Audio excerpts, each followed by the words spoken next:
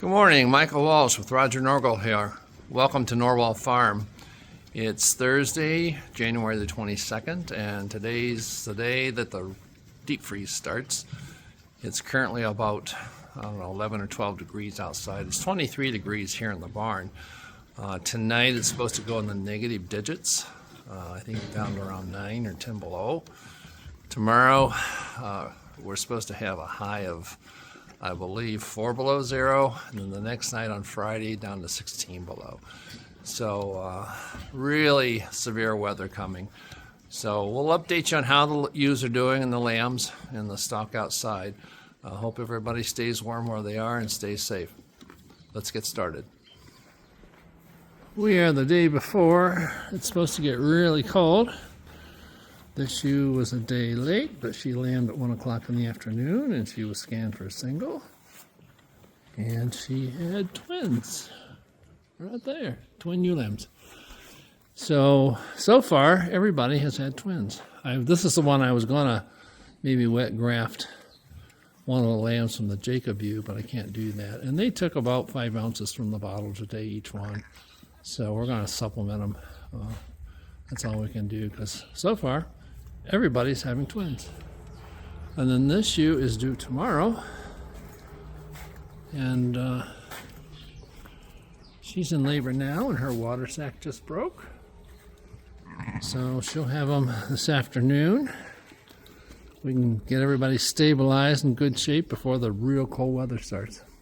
So I'm glad to see that she's coming a day early. So 23 orange is a day early, so she lambed this afternoon. Had 2 really nice large ram lambs, twins. Other one's right there.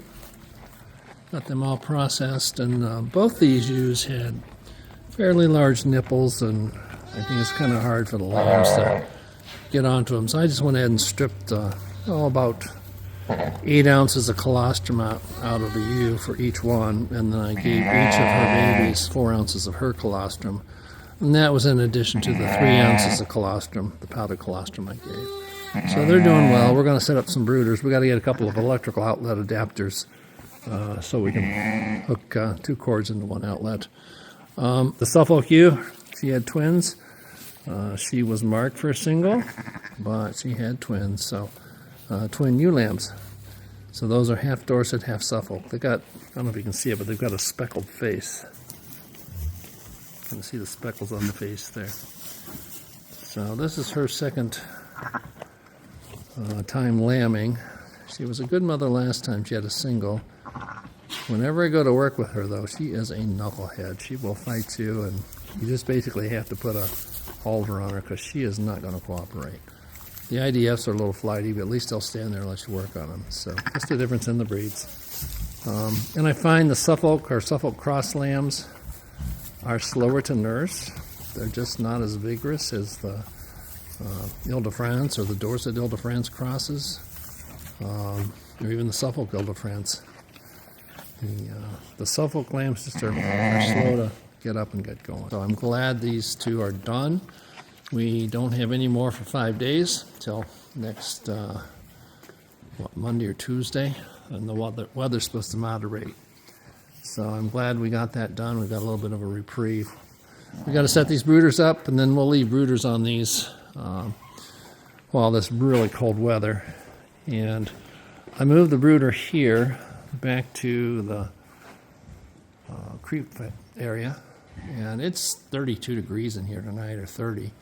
So the lambs aren't cold, but they know what that light is, and they'll go in there and get underneath it when they need to. The older lambs are really eating creep well, so these are off to a good start. That's the last set of twins before these 2 over here. They're 3 days old, and they're following mom pretty well. So I think this will be, these 6 ewes and their lambs will be the first group then that will go down to the run-in shed. Probably in a couple weeks or whatever, maybe another week or 2. We've got to do some shifting around there, but get these down. They'll have a creep feed down there. And then the last group of ewes will stay up here until they all lamb. And once these go down, then the does have to come up because they're going to start having their kids in the middle of February. So we'll have some ewes lambing and some of the does having their kids at the same time. But it should work out pretty good.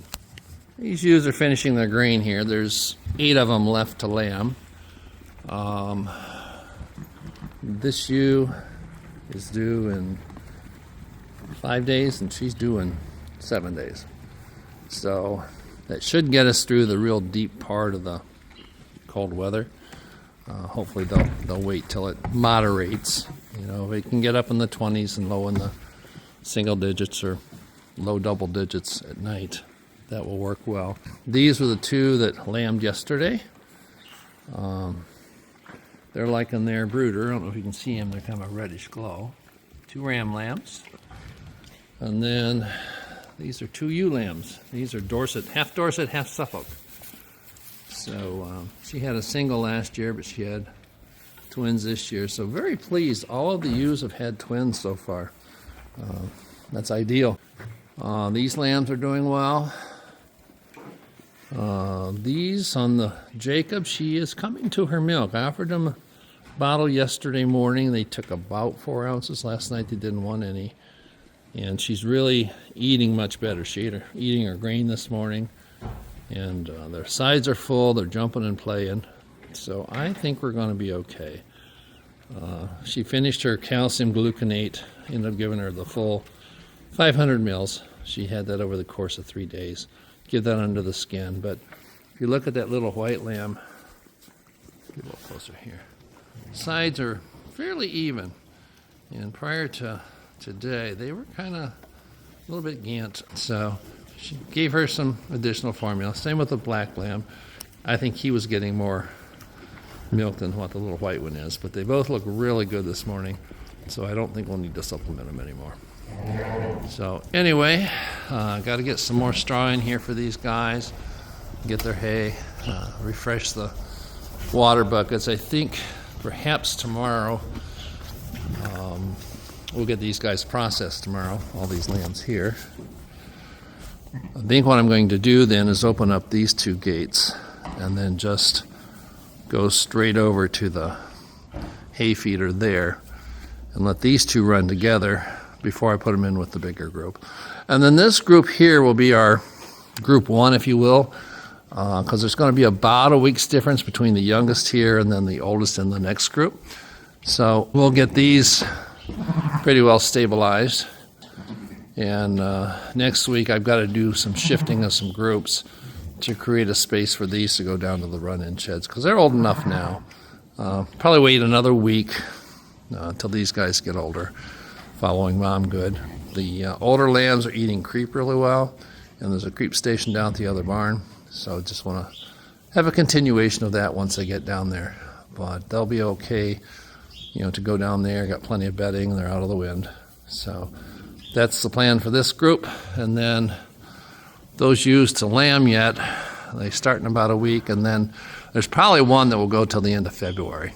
She's the one that didn't show up on the ultrasound, but she tested positive. And she is starting to, tested positive for pregnancy.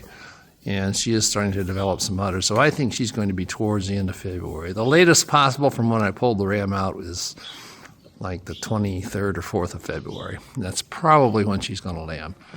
So anyway, it's working pretty well up here so far.